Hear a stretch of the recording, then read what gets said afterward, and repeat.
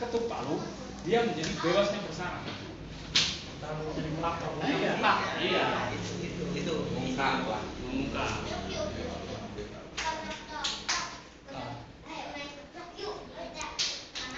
Nah, ini peran serta masyarakat itu diatur dalam PP-nya.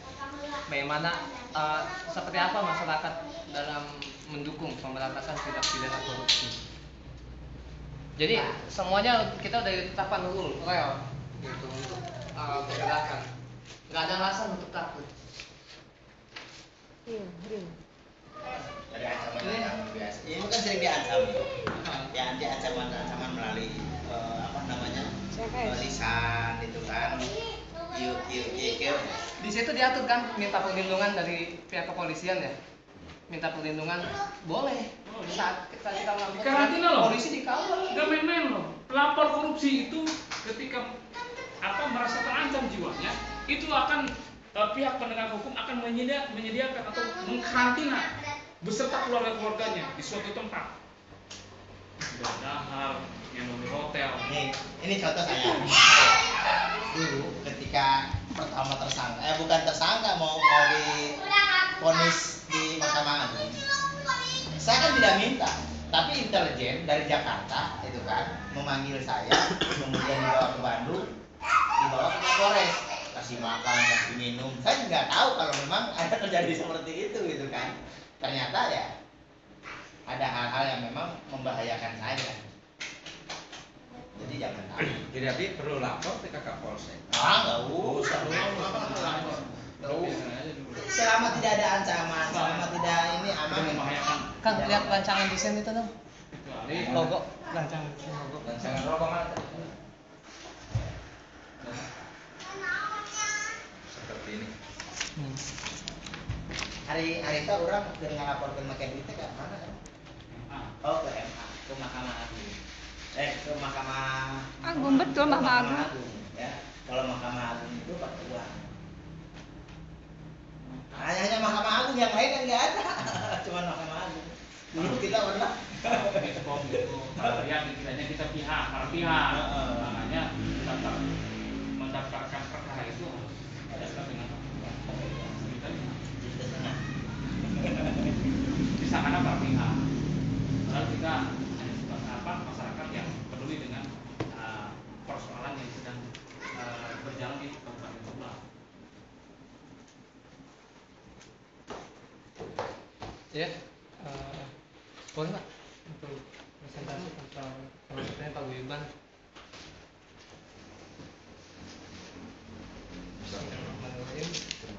Assalamualaikum warahmatullahi wabarakatuh. Kenalkan, nama saya Surya, anggota dari Forum Masyarakat Peduli, termasuk pahlawan di Peduli Rakyat juga, mahasiswa juga, terus masyarakat juga, dan juga yang lain. Kalau kamu rapat aja Pak di sini, jangan terlalu jauh. Saya di sini. Tadi ya bahwa di sini ada bumi mau ciri, negara mau cara. Gitu, saya pengen jawab itu sebenarnya. Karena terus akan bilang kalau nggak salah perasaan, negara dulu perasaan gitu. Tapi kebenaran itu nggak bisa dikaji pakai perasaan.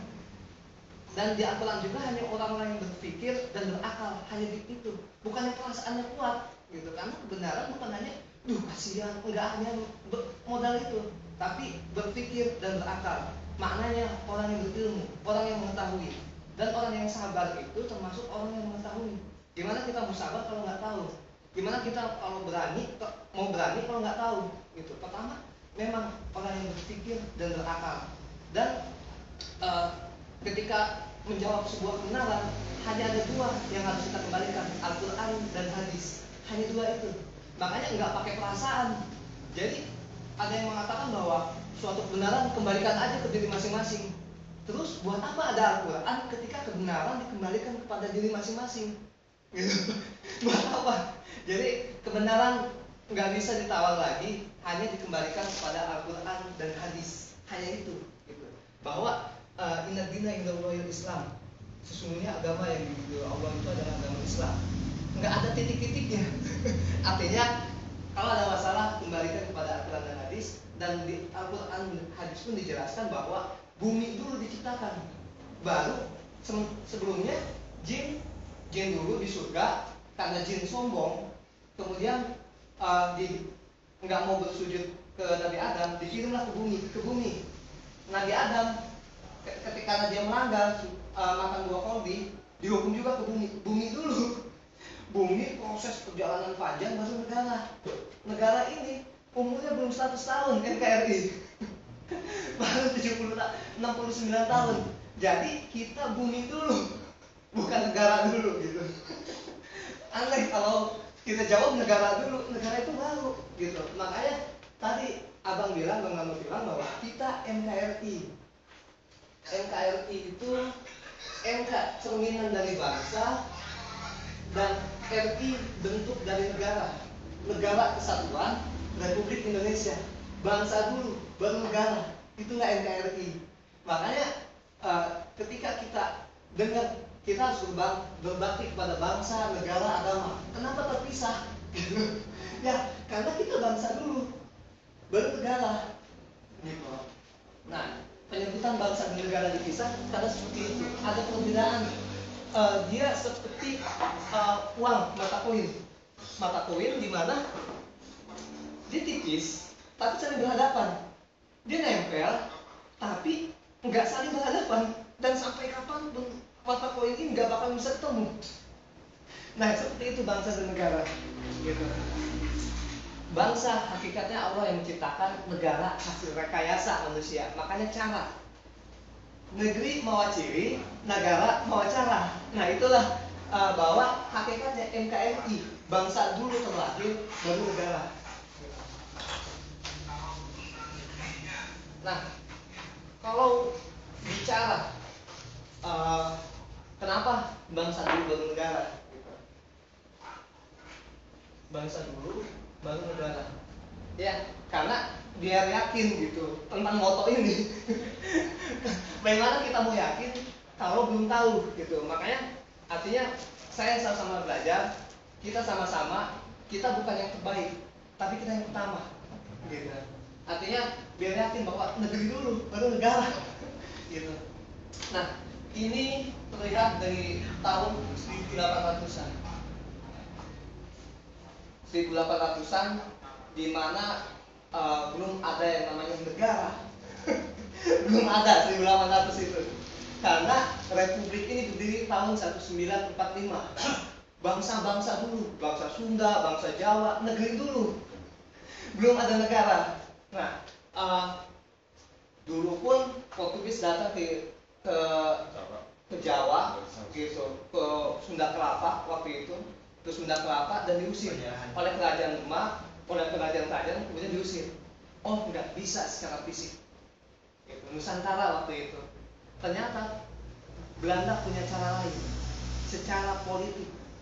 Makanya semut kalau diinjak pun pasti gigit. Indonesia 350 tahun dijajah, masa nggak melawan secara fisik? Nggak mungkin. Gitu. Apalagi orang-orangnya yang berani. Berarti Belanda punya cara tersendiri sehingga masyarakat nggak melawan saat dijajah. Gitu. Nah, akhirnya bahwa 1800-an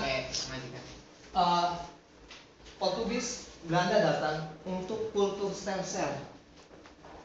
Kultur stem cell atau tanam paksa. Tanam paksa. Nah, tanam paksa. Kenapa? Ya, karena kita disuruh untuk bercocok tanam bukan sesuai dengan kebutuhan negeri kita. Gitu. Artinya tebu, teh, gitu. Apa emang kita ngerasain manfaatnya? Enggak, gitu. Kita nggak ngerasain manfaatnya.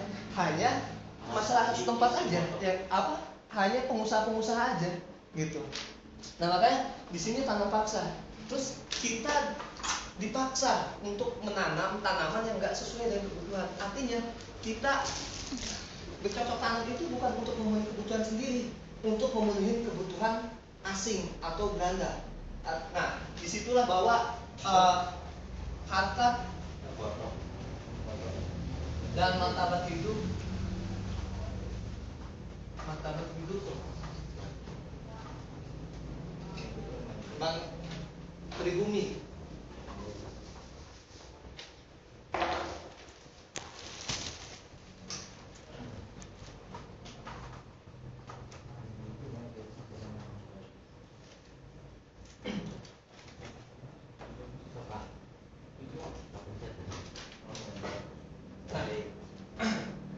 Ya, disinilah bahwa telah terjadi pangkat dan martabat hidup pribumi di bawah. Karena apa? Masyarakat termiskinkan, bukan miskin ya, kita nggak miskin, kita kaya. Negeri kita, wah, ada istilah kalau nanam tongkat jadi pohon. Kalau di negeri seberang kayak Arab, nanam pohon jadi tongkat. Kalau kita nanam tongkat jadi pohon, kalau nggak percaya tes. Gitu. Bahwa kita negeri ya kayak negeri kita kayak apa aja ada di sini. Termiskinkan, terbodohkan, dan terbelakang. Kenapa termiskinkan? Ya, tadi Belanda dengan cara politis. Nggak bisa lewat perang, dia melalui raja-raja. Makanya bagi yang keturunan raja, jangan bangga dulu. Gue darah biru nih, keturunan raja. Raja yang jolim, yang kerjasama dengan Belanda, atau raja yang emang membela masyarakat. Tapi kebanyakan raja-raja yang kerjasama dengan Belanda. Sehingga apa? Karena mereka nggak bisa langsung untuk menjajah Indonesia. Mereka melalui raja-raja, penguasa. Kalau zaman sekarang lewat bupati, lewat gubernur, lewat presiden, secara langsung ke masyarakat nggak bisa. Minta aturan dong, biar kita bisa masuk. Akhirnya bisa masuk. Lahirlah kultur step-step, kontrak tanah, sehingga masyarakat suruh raja mamut-mamut aja, gitu.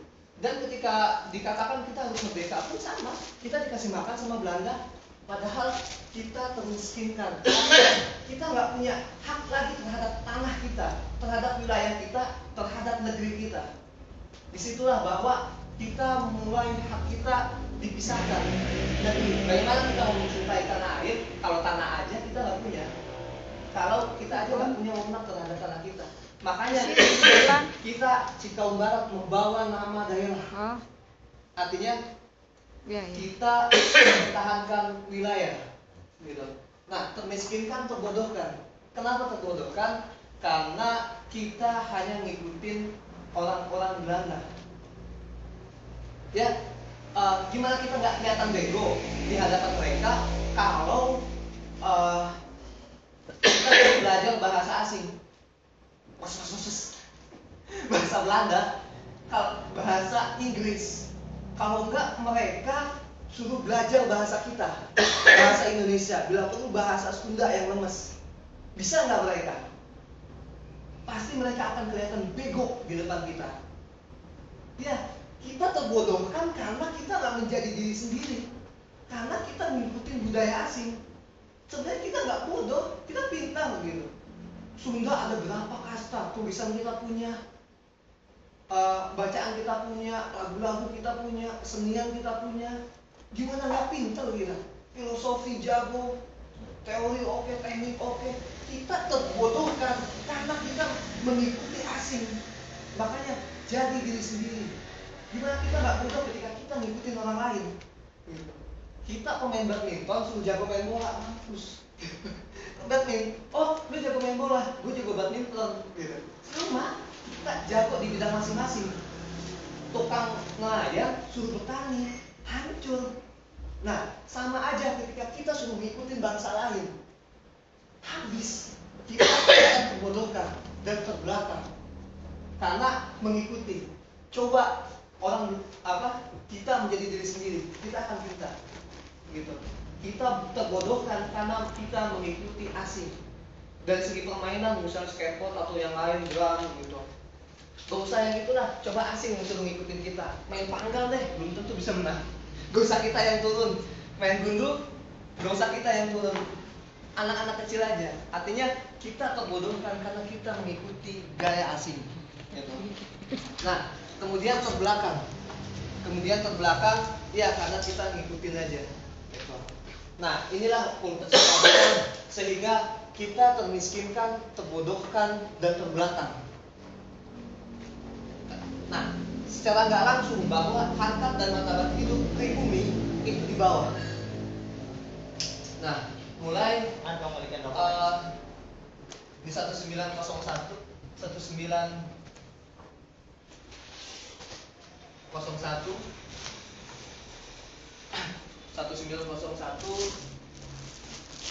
itu ada yang namanya politik etis atau politik balas budi.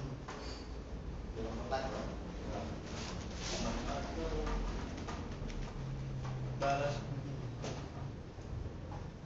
Ya, kenapa disebut politik etis atau balas budi? Gitu. Karena ada wartawan dari Belanda yang mengatakan sumber daya alam manusia Indonesia sudah dieksploitasi, sumber daya manusianya juga sudah dieksploitasi, semua sudah dieksploitasi, makanya kita harus balas budi, kata Belanda. Tapi itu bohong.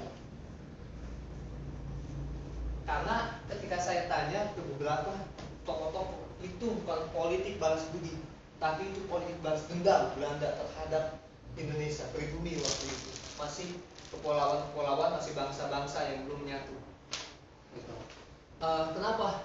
Karena ada tiga program politik etnis.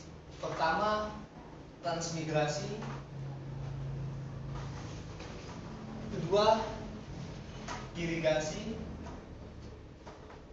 Tiga, edukasi, pendidikan. Nah, transmigrasi, perpindahan penduduk dari satu pulau ke pulau yang lain.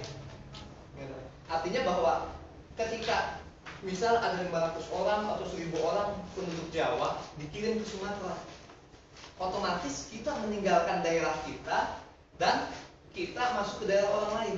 Nah, kita ke sana ngomong langsung bahasa Sumatera enggak? Iya, pasti enggak. ngomong bahasa Sunda. Iya. Pasti gaya salaman, gaya sungkem, bahasanya, musiknya, nyanyi-nyanyinya, pasti kita akan pakai bahasa Sunda. Gitu. Sehingga apa? Akan terjadi bentrok antara orang Sunda dengan orang pribumi sana, gitu. Nah, sehingga transmigrasi itu sebenarnya politik adu domba yang dilancarkan Belanda terhadap pribumi waktu itu. Nah, sehingga bahwa transmigrasi memecah belah bangsa, gitu. Otomatis ketika kita datang ke sana, pribumi pun gak bakalan diam. Dia pasti mempertahankan. Di mana langit dijunjung, di mana sih istilahnya? Gimana Bang istilahnya? Istilah ya di situ kita berpijak, ya di situ kita melakukan hal yang memang di bahasa aja ngerti ya. Di situ kita berpijak, di situ langit dijunjung, gitu. Artinya ketika kita main ke daerah sana, ya kita harus menghargai. Nah, inilah bahwa ini politik adu domba, transmigrasi, politik adu domba yang dilancarkan oleh Belanda waktu itu, dipecah-pecah, gitu. Nah, sementara kita meninggalkan daerah kita, di daerah itu ada apa aja sih? Selain bumi, ada juga budaya yang harus kita pertahankan. Nggak bisa kita mempertahankan budaya ketika kita pergi dari daerah. Ada aturan-aturan dasar, hukum adat, segala macam, ditinggalkan semua. Rusak daerah yang ditinggalkan. Ada interaksi sosial, bagaimana orang Sunda berinteraksi, bagaimana orang Jawa berinteraksi, bagaimana orang Bali berinteraksi. Hilang semua ketika kita pergi dari daerah. Ada aktivitas politik, musyawarah, hilang juga. Bagaimana kita membangun ekonomi melalui lumbung, hilang juga. Gitu. Yang tercermin dalam lingkungan yang dimana ketika kita udah lepas dari wilayah, udah habis yang kita tinggalkan. Gitu. Makanya politik etis itu salah satunya transmigrasi, itu politik adu domba yang dilancarkan oleh Belanda untuk memecah belah pribumi sehingga gak ada persatuan, yang ada bentrok terus, bentrok etnis. Gitu. Nah, kedua irigasi. Dulu Karawang, Purwakarta, Subang itu satu. Karena ada irigasi buatan aja, kita terpisah. Kita sekarang dipisah-pisahkan. Indonesia seperti halnya gelas yang udah dipecahin, pecahannya dipecahin lagi terus sampai sekarang bahwa isu pemekaran itu ada. Dan ternyata di beberapa kabupaten yang melakukan pemekaran itu menjadi beban negara karena mereka ternyata nggak bisa secara mandiri. Nah, artinya irigasi memecah-mecah juga, seakan-akan Subang, Purwakarta, Karawang itu beda, padahal dulu itu satu. Ya sekarang kita udah merasa kan itu Karawang itulah beda gitu, padahal dulu itu satu. Nah, irigasi ternyata memecah belah bangsa. Selanjutnya yaitu edukasi, pendidikan. Tadi pertama bahwa ya pendidikan. Sekilas pendidikan itu oke. Wih, masyarakat cerdas nih. Enggak, kita terbodohkan. Bukan bodoh. Jadi kita nggak perlu dicerdaskan oleh Belanda. Kita terbodohkan. Maknanya bahwa sebenarnya kita mampu lebih daripada mereka ketika kita mampu menjadi jati diri. Mereka aja yang membuat kita termiskinkan, terbelakang dan terbelakang. Termiskinkan, terbodohkan dan terbelakang. Geopolitik etis dengan alasan kita harus pintar. Enggak. Karena apa? Gak mungkin orang Belanda ngurusin perusahaan-perusahaannya di Indonesia secara sendiri bisa pindah semua. Gitu. Sedangkan mereka punya yang namanya POC, perusahaan dagang. Jadi nggak jauh beda dengan zaman sekarang. Investor. Makanya Bung Karno mengatakan bahwa kita harus berdikari secara ekonomi, nggak mengandalkan asing. Karena apa? Iya, mereka datang melalui perusahaan dagang. Kita dirusak sama ini, sehingga termiskinkan, terbodohkan dan terbelakang. Apa yang diambil dari pribumi waktu itu rempah-rempah. Karena musim dingin yang amat dan perang, sehingga mereka butuh modal perang yang besar. Dan rempah-rempah digunakan untuk memenuhi kebutuhan mereka. Gitu.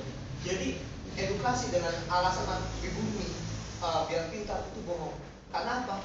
Mereka menyekolahkan pribumi untuk mengurusi perusahaan-perusahaan Belanda, sehingga lahirlah penjajah dari negeri sendiri, hasil didikan Belanda. Nah, inilah bahwa sehingga pribumi yang waktu itu termiskinkan, bukan miskin tapi termiskinkan, terbodohkan dan terbelakang. Di sini ada transmigrasi, irigasi, edukasi. Kita semakin gak berdaya. Udah ini dipecah belah lagi. Sehingga di dalam edukasi ini terbangun strata sosial. Eropa, pedagang Arab, pedagang Cina, bangsawan. Sementara di sini pribumi.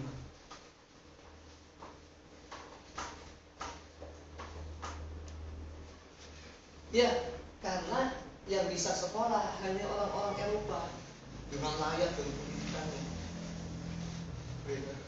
Pribumi enggak, jangankan untuk sekolah yang harganya mahal, untuk memenuhi kebutuhan sendiri aja karena nasib kita diatur sama orang lain, sehingga untuk sekolah nggak bisa.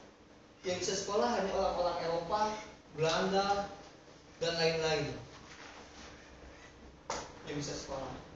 Nah, ada pedagang Arab, pedagang Cina, sama bangsawan ataupun orang-orang yang punya harta, gitu, priai, raden, segala macam, yang ternyata mereka adalah banyak dari mereka ada yang kompromis terhadap Belanda, kerjasama dengan Belanda untuk menjajah pribumi.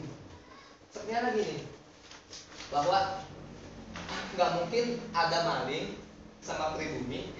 Kita di sini ada maling, ketok-ketok, Pak, saya mau maling ya.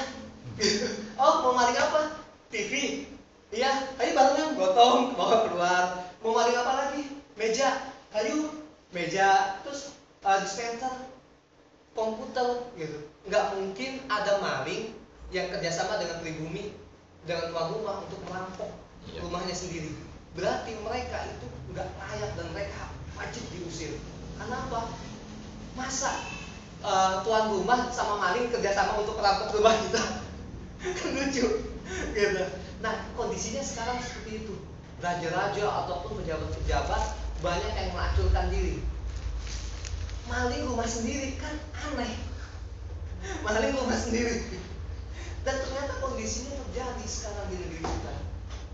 Dan kita yang diam, anggota keluarga yang lain diam, ngeliatin aja. Loh, bapak kita ngejual bawain sama maling, kita diem aja. Masa kita mau diem aja gitu? Habis isi rumah, lama-lama rumah gadaikan.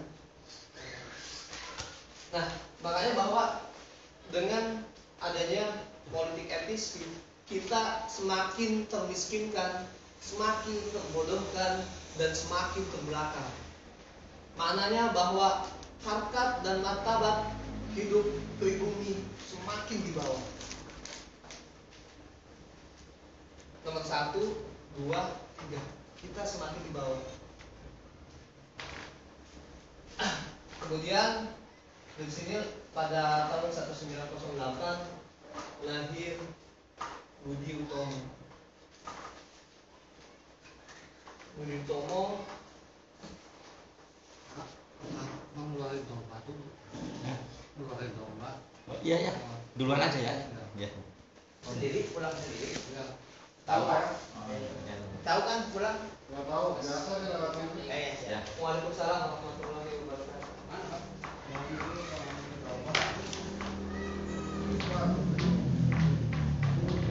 Di helm apa? Ya. Kayak hidup pinat kan dulu. Baru aja bosan. Oke, kita jadi.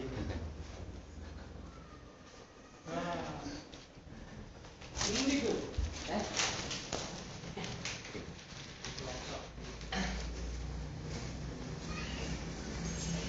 Nah, akhirnya di sini lahirlah Budi Utomo. Budi Utomo gimana melihat bahwa kondisi pribumi termiskinkan, terbodohkan, dan terbelakang. Budi Utomo yang sukanya masih Pulau Jawa dan informal.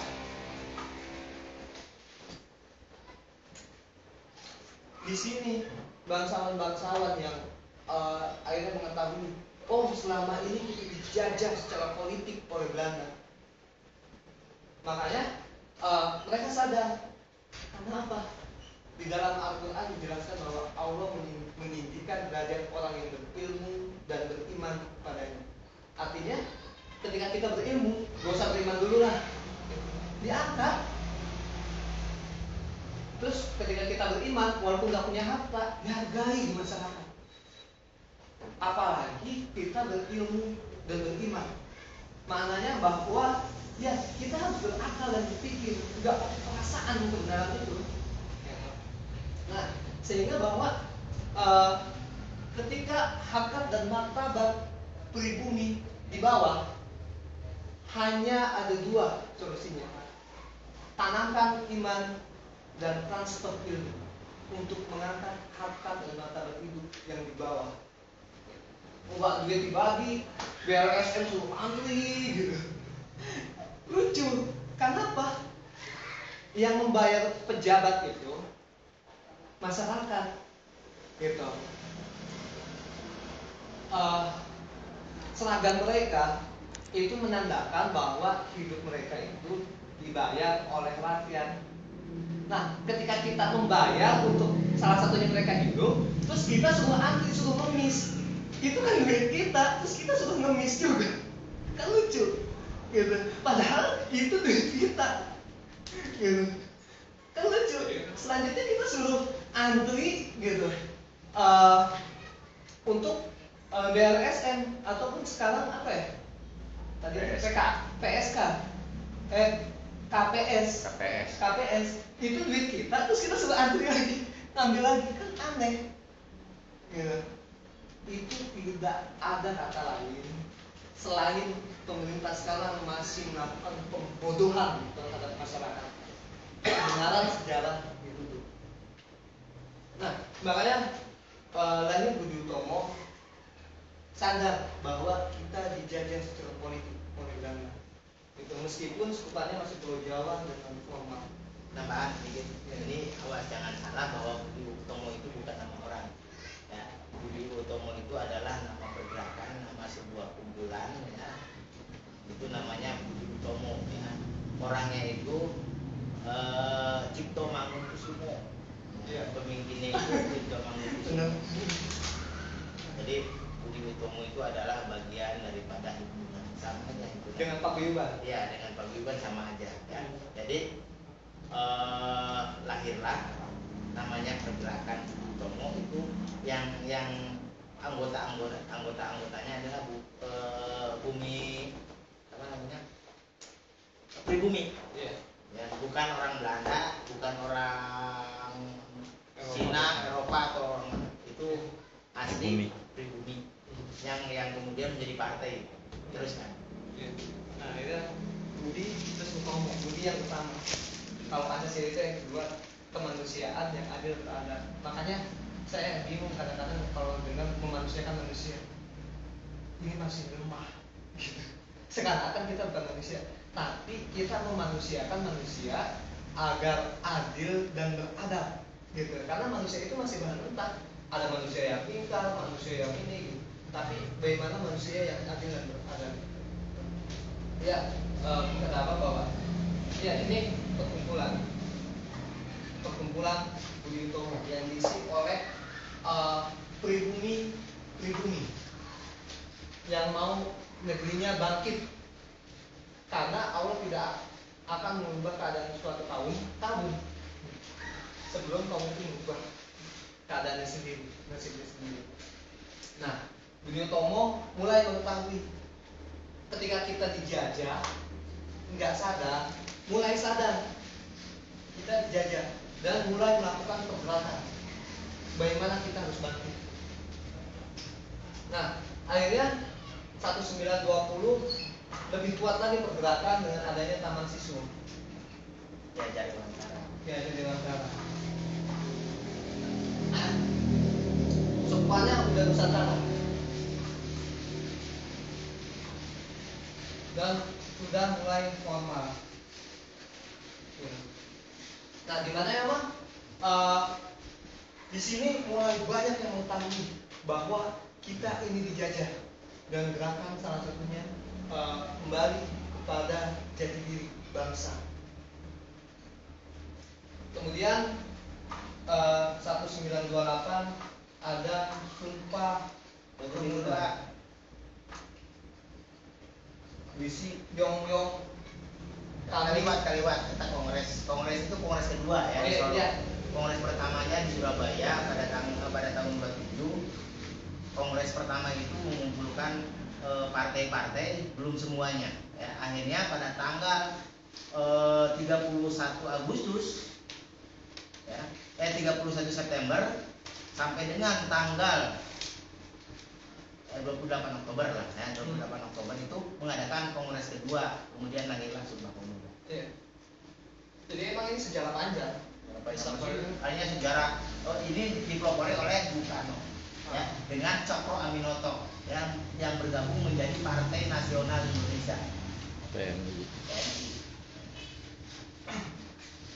Nah, makanya Sumpah Pemuda, kami putra dan putri Indonesia mengaku bertumpah dalam satu tanah air Indonesia, bumi dulu, satu tanah air. Belum ada negara. Belum ada negara. Terus kami putra dan putri Indonesia mengaku berbangsa satu, bangsa Indonesia. Nah, bangsa itu rakyat yang menempati suatu wilayah, atau wilayah itu sama dengan tanah air. Kalau wilayah nggak ada rakyatnya, pulau kosong. Kalau rakyat tanpa wilayah, apa kita mau di awan-awan? Nah, inilah bangsa. Gitu. Inilah bangsa Indonesia. Nah, kami putra putri Indonesia penjunjung bahasa persatuan, bahasa Indonesia. Artinya bukan menjunjung tinggi, tapi menjunjung, tidak mendekasikan bahasa-bahasa daerah sebagai bahasa perekat, sebagai perekat antara wilayah-wilayah yang ada di Nusantara untuk menjadi satu. Perekatnya itu bahasa Indonesia. Gitu. Nah, ini kemudian Sumpah Pemuda. Terus baru 17 Agustus 1945 baru proklamasi kemerdekaan bangsa Indonesia.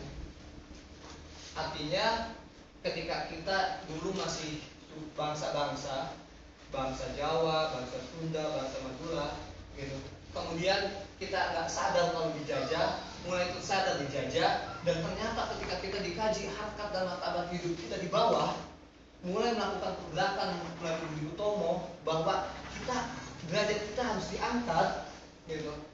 Kemudian Taman Siswo, Sumpah Pemuda, baru mulai kita menjadi satu bangsa. Dulu bangsa kita masih terpisah. Dan ketika Sumpah Pemuda kemudian melebur menjadi satu bangsa, yakni bangsa Indonesia. Makanya pada momentum 1928 kita baru 28 Oktober 1928 itu atau lahirnya bangsa Indonesia, di mana belum ada sebelumnya bangsa Indonesia. Nah, pada momentum Sumpah Pemuda itu baru lahirnya bangsa Indonesia. 1928. Nah, kemudian tanggal 17 Agustus 1945 udah jelas. Ketika pergerakan ke sini dari 1908 hanya 17 tahun udah dewasa lah. Dari 1928 ke 1945 17 tahun ketika bangsa ini terlahir, dan udah 17 tahun ya kita pengen merdeka. Ketika udah melebur menjadi satu bangsa, kita ingin merdeka. Kalau manusia itu udah dewasa kayak di KTP gitu, belum ada negara. Ini baru proklamasi kemerdekaan bangsa Indonesia.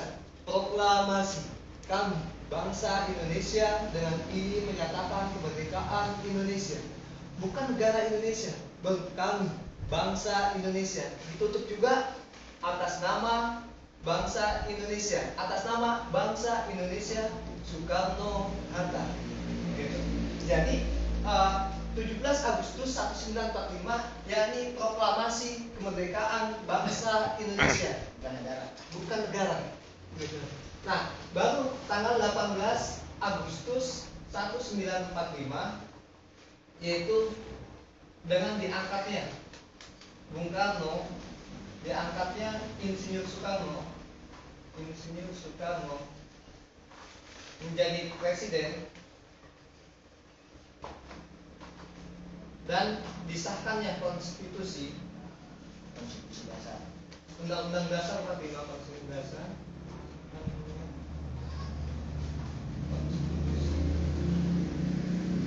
atau Undang-Undang Dasar 1945 baru tanggal 18 Agustus 1945 itu resmi kita menjadi RI, Republik Indonesia. Karena udah ada presiden, udah ada Undang-Undang Dasar. Gitu. Ketika kita belum lahir pada tahun 1928, terus 1945 bangsa ini ingin merdeka, udah dewasa, kemudian membentuk organisasi, membentuk negara, gitu.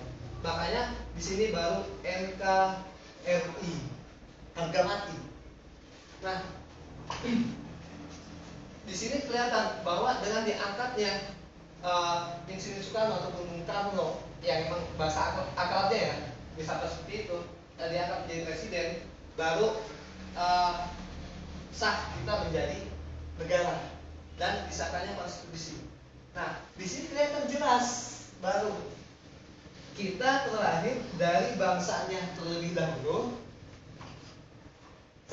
28 Oktober 1928, merdeka 17 Agustus 1945, baru membentuk negara tanggal 18 Agustus 1945.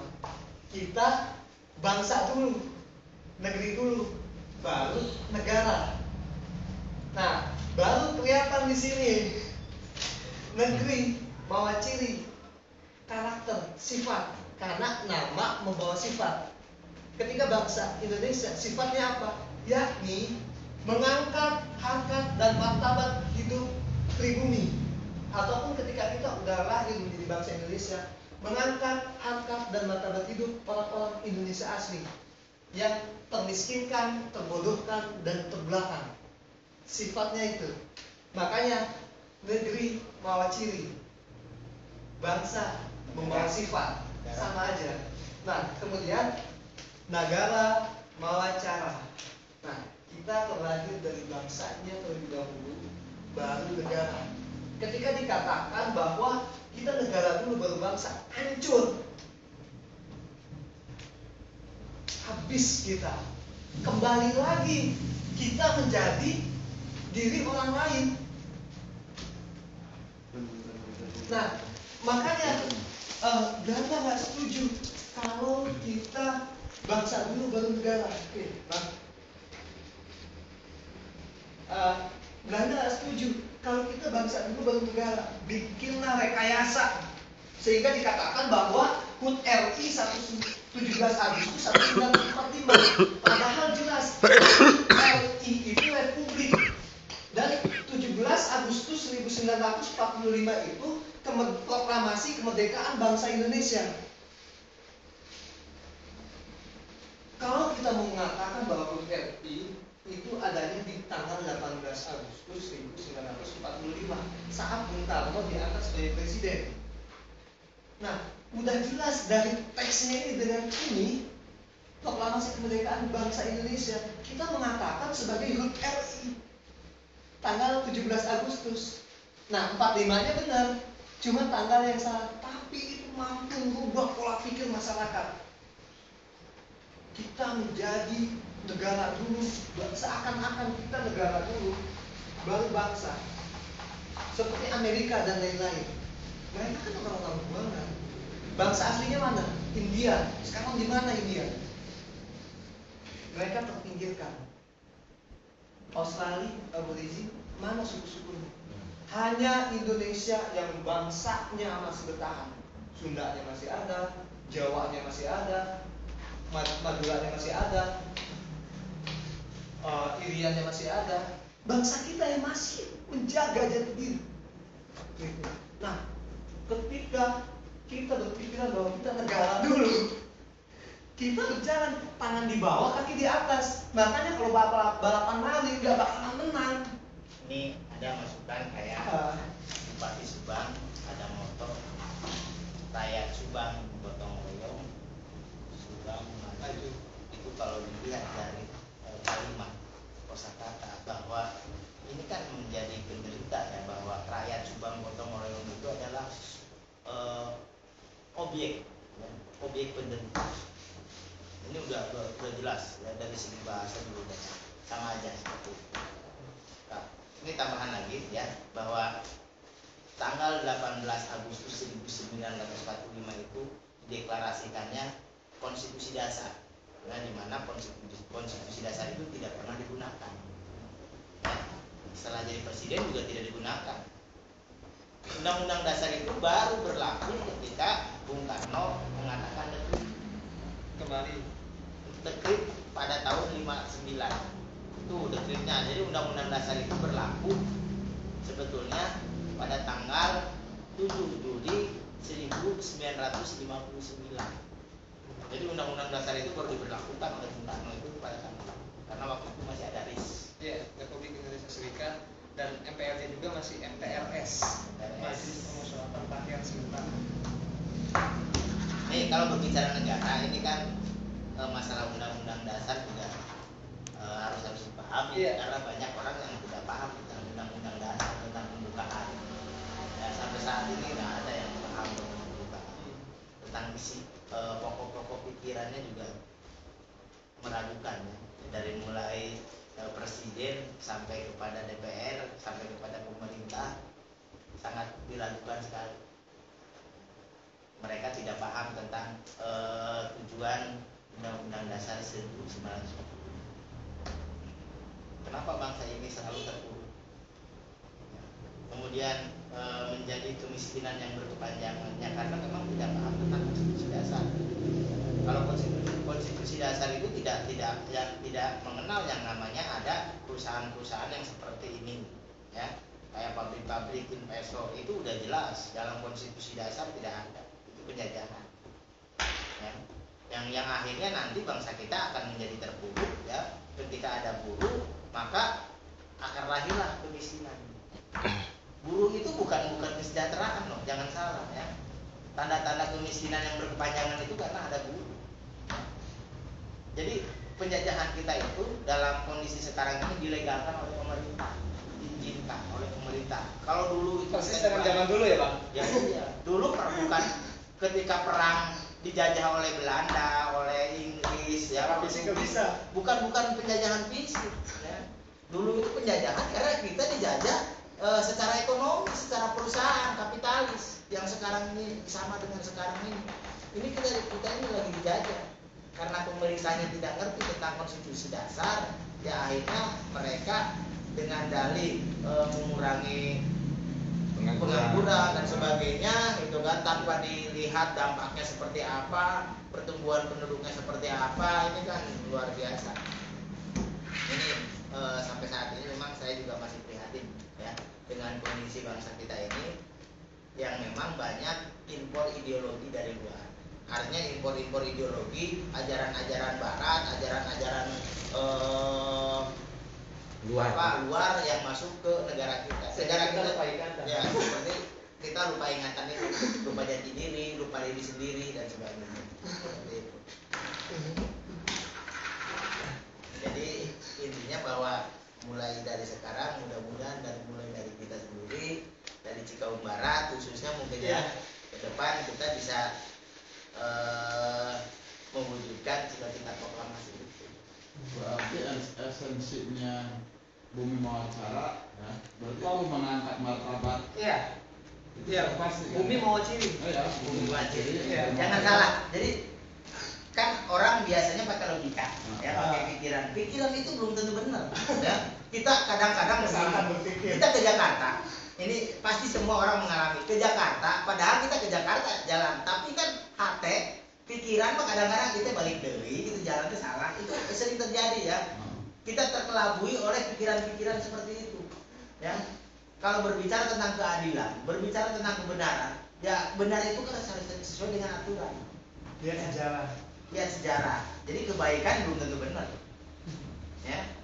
Tapi kebenaran adalah sebuah kebaikan. Jadi intinya seperti itu. Ya, jangan sampai kita ketika melakukan sesuatu dengan hati. Hati itu kadang-kadang ya, perasaan itu kadang-kadang membahayakan. Ya. Bahaya bagi orang lain, juga bahaya bagi kita sendiri. Makanya pengalaman bangsa dan negara dijadikan konstitusi dasar karena konstitusi dasar itu bukan hanya tertulis. Ada yang adat. Ya, adat juga menjadi konstitusi dasar. Ya, adat istiadat kebiasaan di masyarakat juga. Ya. Jadi kita punya dua hukum yang tidak bisa dipisahkan, hukum tertulis dan hukum adat. Dan itu kita harus menghormati. Jadi ketika ada polisi, ada apapun, kalau mau berdebat tentang masalah konstitusi, tentang hukum, jangan takut kalau kita sudah tahu. Karena polisi tugasnya jelas.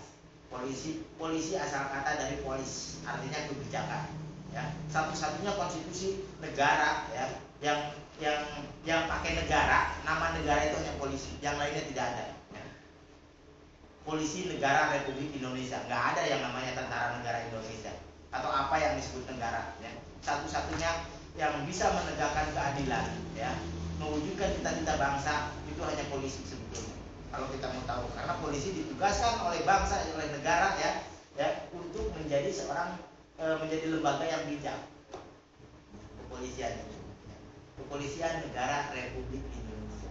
Dan polisi juga tidak tahu makna kepolisian itu juga tidak. Ketika saya tanya, nama saya artinya polisi, gitu kan? Hanya tahu tugas pokoknya aja. Tugas pokoknya melindungi, melayani, ya, mengayomi ya, masyarakat dan penegakan hukum. Ya, itu aja. Ya. Artinya mereka hanya tahu itu, tapi tidak tahu tujuan yang sebenarnya itu. Sampai saat ini, ya, kepolisian ketika saya tanya juga seperti itu. Iya bang. Itu kita berharap bahwa ya kita ada dua, pertama polisi keamanan, kedua TNI pertahanan. Pertahanan. Nah jadi keamanan dan pertahanan. Makanya dan kenapa sekarang sampai ada konflik? Nanti kita bedah, terus sampai ada KPK, gitu. Sementara ada kejaksaan. Nah nanti kita bedah kenapa terus sampai terjadi seperti ini. Nah, mau diluruskan lagi ini tentang konstitusi dasar ini perlu dipahami ya. Presiden DPRD sekarang sudah mengacak-acak konstitusi dasar, ya, di mana konstitusi dasar itu tidak mengatakan ada bantuan langsung. Itu sudah melanggar aturan sebetulnya ya. Ketika pemerintah memberikan bantuan langsung, memberikan raskin, itu sudah melanggar konstitusi. Itu melecehkan masyarakat, melecehkan masyarakat. Dan itu melanggar sebetulnya, melanggar konstitusi. Kenapa? Karena dalam konstitusi dasar visinya jelas ya, berbicara tentang kesejahteraan adalah kesejahteraan umum, tidak berbicara tentang kesejahteraan setiap manusia, setiap orang, tidak ya. Jadi pemerintah tugasnya bukan memberikan bantuan-bantuan kepada masyarakat langsung, karena yang bisa merubah nasib seseorang itu bukan negara ya, jelas ya. Yang bisa merubah seseorang itu adalah dirinya sendiri, bangsa. Ini karena kenapa? Bung Karno mengambil konstitusi dasar itu beradopsi terhadap Al-Quran dan hadis ya. Bung Karno itu tidak mengambil aturan itu 100% dari Al-Quran ya. Artinya bahwa setiap orang juga punya hak ya, punya kewajiban untuk merubah dirinya sendiri. Dalam konstitusi jelas ya, kesejahteraan umum. Kemudian daripada itu untuk membentuk suatu pemerintahan negara Indonesia yang melindungi segenap bangsa Indonesia dan seluruh tumpah darah Indonesia, dan untuk memajukan kesejahteraan umum, bukan kesejahteraan pribadi. Ya, negara itu berkewajiban bagaimana memfasilitasi ya, berorientasi terhadap ekonomi, berorientasi terhadap sosial, berorientasi terhadap ekonomi dan sosial. Bagaimana infrastruktur yang baik ya gitu kan, jalan-jalan halus, itu tugas negara seperti itu. Bukan yang sekarang ini. Kalau berbicara konstitusi, ini perlu dipahami gitu kan. Kita pahami karena memang ini ideologi yang masuk juga terhadap petinggi-petinggi pejabat kita ya, ideologi dari luar. Demokrasi juga demokrasi luar. Berbicara tentang kedaulatan rakyat juga konstitusinya jelas ya. Kedaulatan ada di tangan rakyat. Betul, tapi berdasarkan kepada Pancasila ya. Demokrasi kita adalah demokrasi Pancasila yang tidak bisa dirubah lagi, dan negara-negara lain juga tidak punya. Hanya negara Indonesia yang bisa merubah dunia sebetulnya ya. Karena konstitusi dasar jelas bahwa sesungguhnya kemerdekaan itu hak segala bangsa, dan oleh sebab itu maka penjajahan di atas dunia, bukan penjajahan di Indonesia, penjajahan di atas dunia harus dihapuskan karena tidak sesuai dengan prinsip kemanusiaan dan prinsip keadilan. Itulah ya, kita harus bangga sebetulnya ya, punya founding father kita, para pejuang kita yang luar biasa yang bisa merubah dunia sebetulnya. Nah ini tidak dipahami, ya mereka tidak karena memang tidak tahu sejarah, tidak pernah baca sejarah, yang akhirnya ya, melakukan hal yang sewenang-wenang. Jadi anggota DPR terpecus nanaon karena banyak uang, akhirnya melakukan perubahan aturan. Ini yang saya merasa menjerit dengan hal seperti itu. Tapi yang mudah-mudahan ini menjadi pengalaman bangsa, kedepannya tidak akan terulang kembali. Ya, ini ada proses. Ya, kita jangan sesali. Ya, kejadian ini kita jangan sesali, kita harus syukuri. Ya. Karena kalau kita tidak bersyukur ya seakan-akan kita nanti akan terus-terusan Sesungguhnya ajar gua sama pedih ketika ancaman dari Allah bahwa ketika kita bersyukur akan ditambah nikmat, tapi ketika kita nggak bersyukur sesungguhnya ajarku sangat pedih. Makanya gak heran kalau kita nggak bersyukur diajak ya resiko. Kalau saya dibilang di Cikau melakukan sesuatu, justru saya dimanapun saya berada, ketika saya melihat sesuatu yang memang merugikan bangsa, apalagi merugikan masyarakat, saya sebetulnya sudah berdebat. Saya tidak pernah melihat saudara, saya tidak pernah melihat apakah itu teman saya. Ya. Ketika dia melakukan kesalahan, saya hantam aja. Karena sahabat yang baik itu sahabat yang bisa meluruskan, ya, yang bisa memberitahukan dan bisa mencegah tentang kejahatannya itu, bukan mendorong. Ya. Saya tidak mau disebut sahabat yang sahabat dunia saja. Saya ingin disebut sahabat dunia akhirat. Seperti itu.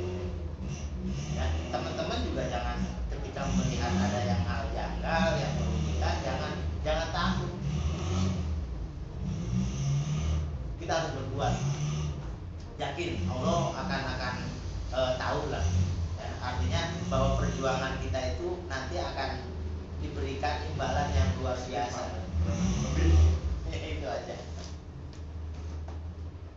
Mungkin ini masalah ini juga udah tahu ya, bahwa kita ketika melakukan sesuatu, ya, nama juga jangan salah. Ya. Ketika kita memberikan nama yang salah, itu dampaknya luar biasa loh. Saya siapa ya? Terus mau ngapain dengan dampak itu harus diperhitungkan. Kan kenapa kita harus percaya kepada orang-orang zaman dulu ya dengan hitung-hitungannya. Dia hitung-hitungan juga bukan berdasarkan asal hitung aja. Mereka sudah berpengalaman ya. Sudah bertahun-tahun gitu kan. Jadi nama Indonesia juga sebetulnya kenapa kejadian seperti ini? Indonesia itu sebetulnya harus dirubah. Ya. Bukan lagi Indonesia, kita itu negara Nusantara, ya, yang memang negara yang berpulau-pulau, bersuku-suku, berbahasa-bahasa, ya. Bukan Indonesia. Kalau kata Indonesia sendiri kan itu bahasa rebut sebetulnya, ya. Yang sekarang sebetulnya sudah tidak cocok lagi Indonesia ini. Yang itu kebiasaan motor. Nah, akhirnya bahwa kita udah terbangun. Nah, akhirnya tadi kan kejawab ya, Kang Aksa, bumi mau ciri, negara mau cara. Ada ilmu, taktik, ada manajemen, gitu. Ada filosofi, teori, model, ada strategi, ada taktik, ada program, ada kurikulum, ada pembiayaan, dan itu standar. Tapi hanya bangsa Indonesia yang meletakkan dasarnya itu atas dasar Allah Subhanahu wa Ta'ala, atas berkat rahmat Allah yang Maha Kuasa, dan dengan didorongkan oleh keinginan yang luhur.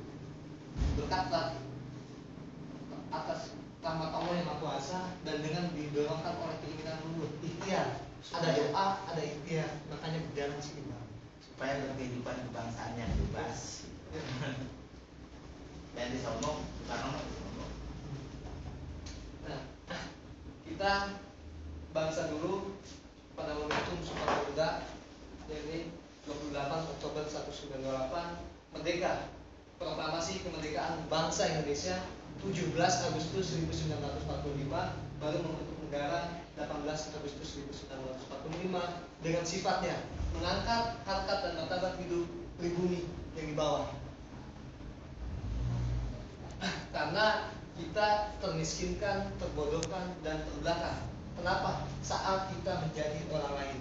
Tapi ketika kita menjadi diri sendiri, kita insya Allah bahwa negeri kita memang kaya, dan kita negara yang berbudi pekerti yang luhur, enggak jahil.